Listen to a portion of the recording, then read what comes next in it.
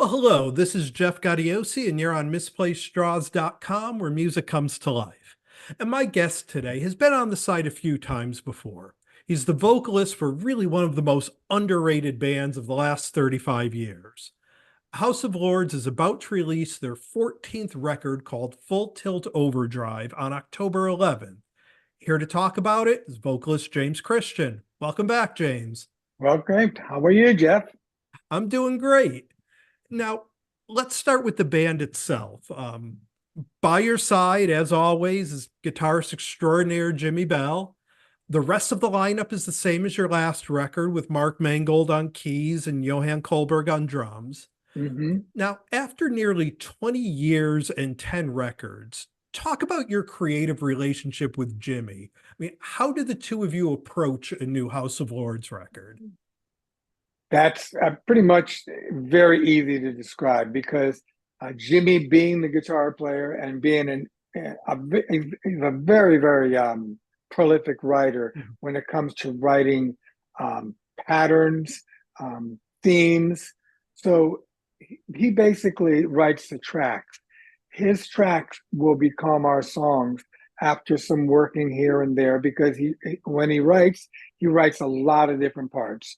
And basically, it'll be my job to dissect what parts are in and what parts are out, or maybe what he thought was a verse, I thought this other place was a verse. So there's enough information in there. But the main thing is it's got the vibe of whatever House of Lords wants to do for an album.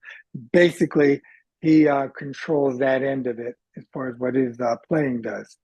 Vocally, that'll be my end. And the marriage is great. I remember on the first album, I thought that this is going to be a problem because he writes so heavy and House of Lords is so melodic. And it ended up being a blessing more than a curse because if you're a melodic singer and you sing to a heavy metal track, this can work really well. Especially the fact that my voice is a little bit on the edgier side anyway. So Definitely. it always works out. I mean, it's a great combination.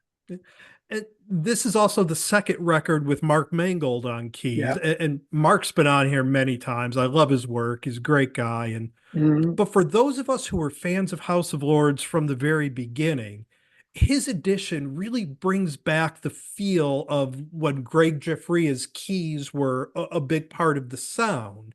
And Mhm. on Full Tilt Overdrive, it really feels like you guys took that feel of the early days, but Mhm.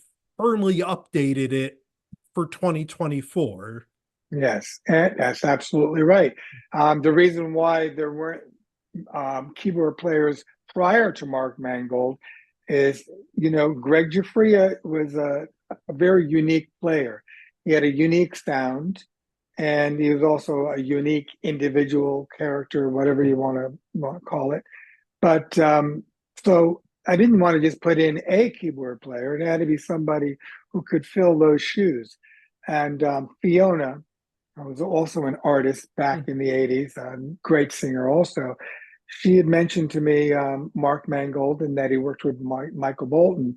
And I know Michael Bolton from the early years of working the same circuit. So I said, this sounds like this is something that I should look into. So I got Mark's email from Fiona.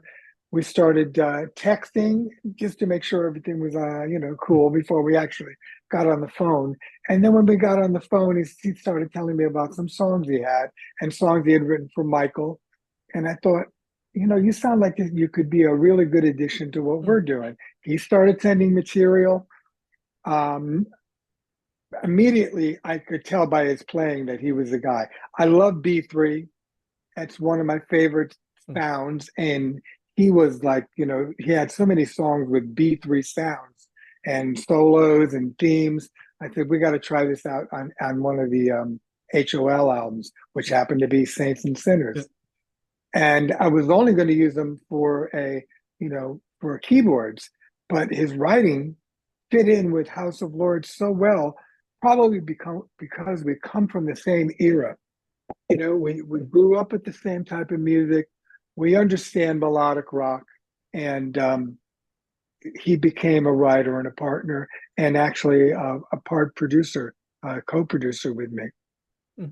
Well, and that's the other thing I think is really important is he didn't just come on as sort of a hired gun keyboard player.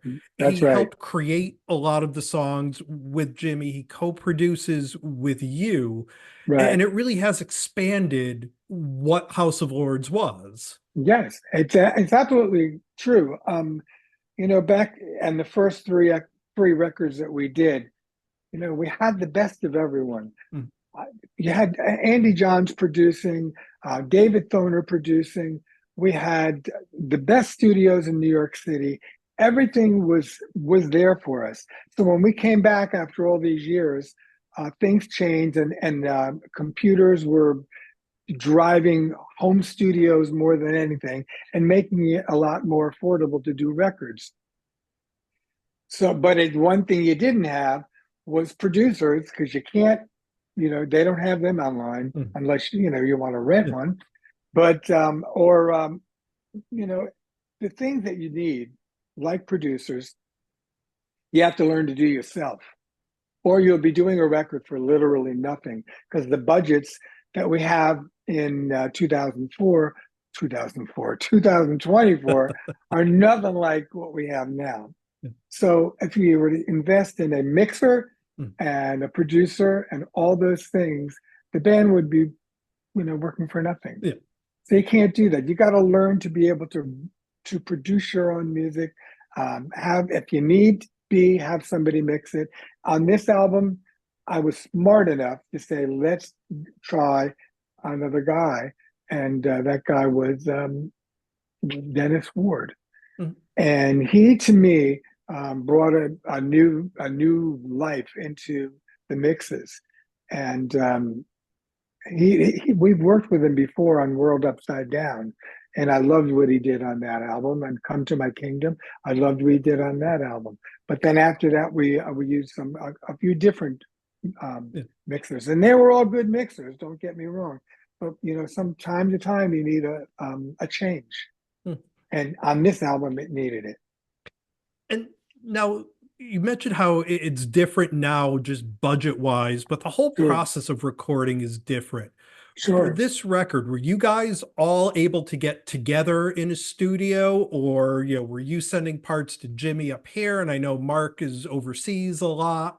Yeah, Were you guys able to get together, or did you do it remotely? we do it remotely. There were times during Saints and Sinners where Mark and I and the mixer would be together in the same room. The mixer had a setup where we could all be there. I could see his board. Mark could see the board. I could see Mark. And we mixed the album that Mm. way, which was a nice way to do it, because we were all part of I could listen on my NS10s. I didn't need to be in Sweden. That's where it was. So that worked out really good. Mm. Not the whole album wasn't mixed there, but some of the songs were. And on those songs, that was nice to be able to be there, Mhm. because let me tell you something, doing emails and saying, bring the kick drum up on this part at 05.1. I mean, you go on forever. So with Dennis Ward, we had an agreement. Let him mix it, and the whole song. Let him mix the whole Mm. song, send it back to me. I think maybe the changes I had made were so minute. They were vocal rides where Mm. I'd like to hear my vocal here or do something there. He just knew exactly what we wanted. And, and he's also a musician, Mm. so that helps. But that made it a lot easier, because the mixing process for me is a nightmare if I can't be there. I'm very Mm. picky about what I want to hear. So Mm. And now, worked out good. lyrically, did you Mm-hmm. have a theme in mind when you started this record, or are you the kind that is always writing and you take what fits the music? Well, I didn't know I had a theme in mind. The first song I wrote was Crowded Room. Mm. It ended up being the first song on the album also. And I wrote it about multiple personalities. And not that I suffer from it, but because of a movie I saw Mm. that inspired me very much to delve into it and maybe write something and see if it could actually be done, or would anybody even care. Mm. And so it turns out people do care, and people were really interested in it and the lyric. So that started the record going. From there, Jimmy brought me some more tracks, and we put together Full Tilt Overdrive, but not until Mark Mangold got involved in that song, because I was working on that song by myself. And I have to say, he improved that song in so many ways. And I give credit where credit is due. That's important to me. So Mark Mangold really, brought that song to life. And Jimmy's guitar playing is just undeniable. He just when he's on, he's so on. So I grab those songs and I keep them, and I just say, okay, if I don't use it on this record, I'm going to do it. We'll do it on another. But that song was an easy one once Mark came in, and and I heard the title. I just said, it's Full Tilt Overdrive. Said, I have no idea what that means, but I love the way it sounds. So It sounds cool. yes, it sounds really cool. So I finally found out, it was about a pinball machine, and pinball machine associated to a woman, and a sexy woman. I guess the combination of it works. And it works, as you can see by the lyric. It's a silver ball. Yeah. It's a silver ball and a body bitching, all of these things. So it made rock and roll sense. Yeah. So other than that, the writing stayed within the band with the exception of one song. And it was a song that someone presented to me because they were fans of the song Can't Find My Way Home, and they thought that this had the same vibe. Now, the guy who sent me the song was Christian Fuhrer, who's done background vocals and also wrote a couple of co-wrote on a couple of songs that we did. So I trusted his judgment to send me. I'm not going to have everybody send me songs.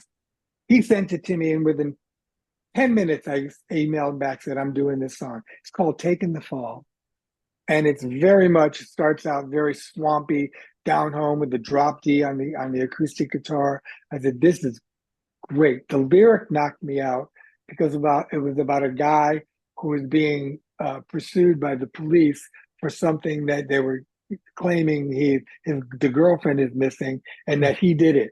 So he says, I'm not taking the fall. And it's a great story, and I love a good story. So those are the songs. Those are the only different songs. Mark was involved with everything, and Jimmy involved in his songs, and myself involved with pretty much all of them. Now, musically, it's a really diverse record, which makes for a great listen. And you've just talked about that a little bit, that high octane rush of Full Tilt Overdrive, the acoustic tinge of Taking the Fall, that almost prog epic of Castles High. I mean, my favorite track on it is You're Cursed. I love Jimmy's riff on that. Yeah, it's a great riff. The sequencing is brilliant because of that roller coaster ride that it kind of brings you on. After all the songs are done and you have them there, how much time for you does it take to find that perfect sequence where you're like, this is a great hour of listening? Yeah, that wasn't as hard on this record. It really wasn't. It was, I should say, on others. This one, I knew it had to be crowded room. I just knew that it would introduce the band with a bang, in your face rock and roll, and nice harmonies, great interludes. Pre-chorus was, one of my favorite pre-choruses, and to me, sometimes pre-chorus is always just the little thing you put in there before you hit the chorus. But in this case, that pre-chorus became a chorus plus the chorus. So then you got two choruses. So I was so excited about that. And from there, I remember, I think it was Bad Karma being the second one that was picked. I'm not sure. You have the album in front of you? I don't have it in front of me, but I was just listening to it this morning. Okay, yeah. So then Bad Karma, and you always got to go by how momentum goes Yeah. when you're listening to an album. You don't want to just keep them going for like, 4 or 5 songs and then just bring them down, abruptly. Yeah. So we kind of had it where by the time it got to full tilt, you were like ready for it. Mhm. And that's it's like, like a coach writing a ball player's lineup. Number 4 is pinch hit, what do you call a hitter? The Clean up. yeah, cleanup Yeah. hitter. Thank you very much. So that's the way we approach those types of Mhm. sequences. And there was only one place for Castle. There's just no way you're going to make a 10-minute song be in the middle of a set. Yeah, that's your So that's your culmination. yeah, and luckily that song deserved every minute of that 10 minutes. Yeah. Frontier didn't. It was funny because Frontier's never complained about it, and usually they're like, "Could you like trim off a minute on that one or 2 minutes?" They didn't. They just didn't balk. They said, that song takes the album away from being a single album, and we need it to be a double album, Yeah. and they had no problem with that. Mm. So I'm happy with Castle. That's Mark's creation. Um, Jimmy Bell's guitar work was just incredible on it, and for him to delve into a song like that. First of all, it's right up his alley because he loves Rainbow and he loves Deep Purple. He even has a band called something Beyond Purple, purple. Yeah. Beyond Purple.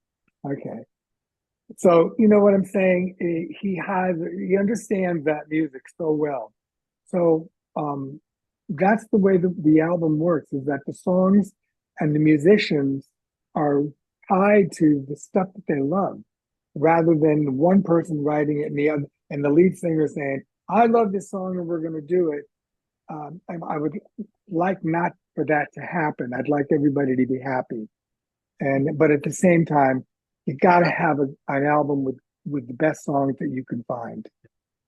So Now, this is the third really great record that you guys have put out since 2020, mhm, although the band hasn't really gotten to tour very much since the pandemic hit. Do you yeah. see the band being able to hit the road on a more regular basis for this record? Yeah, we're going to definitely promote this record. We didn't promote the last one. There was a couple of problems on that one. And we didn't do, there was a show we were supposed to do sometime this week that was canceled. And it was due to an illness that I have that I've been recovering from almost a year now. And I'm, been in treatment. I'm waiting to get results so that I can make my future plans. But our intention as a band is to go out there and do this tour and promote it here in the States. Always do our gig in Connecticut. To Yep. me, that's the one I look forward to the most. Is Me my too. friends, I mean, it's just, I grew up in Connecticut, and all my friends come there, and my new friends come there, and Jimmy's, and everyone else's. So it's a party for us before we take the show on the road.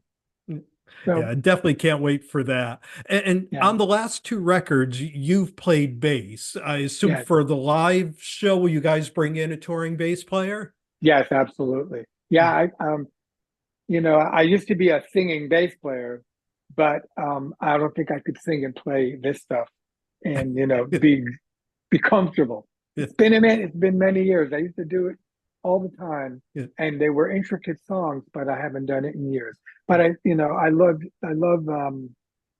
I like playing. I like having the bass be an instrument I can control in the studio, because as a singer, I want to know where that feel is, and I know I want to feel a certain way. No offense to anybody else. I'm sure they could do it, but I'm there. So Now, this is really the third act for House of Lords. I mean, there was the original lineup, there was that run of just you and Jimmy, and now the three of you with Mark. mhm. Where do you see the future of the band? Do you ever see a time where you'd say, you know what, I think it's kind of run its course, or as long as the music keeps moving you, are you going to be there to do it? But the question is, as long as the music moves you. I mean, first of all, we certainly don't do it for the money. The love of music has kept me doing what we do from the beginning. I used to say back before I even got signed was that I would do it for nothing. You know, if somebody asked me to sing a demo, I would do it for nothing just to plant a seed. And that's kind of my attitude and become my attitude throughout my career. But this comes a point where you need, you know, a little bit of a return on your investment. And that happened with House of Lords. And it happened because when you have a record and you have tours and you have videos and you have all this stuff going on and publishing deals, it comes from every which way but loose. And that's the way it was on the first three records. And I was like, oh my God, this is incredible. But that ended. When it ended, I had 10 years of you know, really not doing anything because the music industry changed so much, as it does many times. But this one was a big one. It was, you know, from hardcore rock to, you know, to grunge, you know, Nirvana, Pearl Jam, and and I appreciate it now. I appreciate the music now, but I hated it back then because it meant what we were doing was no longer relevant. So, but that's not the case anymore. We've been spending some time here with James Christian. The band is House of Lords. The record is called Full Tilt Overdrive. It's out everywhere October 11th. If you're a fan of the band, it's everything you can ask for. It's just another great House of Lords record. James, thank you so much for taking the time to do it. Can't wait to catch you on the road, especially up here in Connecticut. Thank you so much. I appreciate it, Jeff. Thank you. Take care. You too.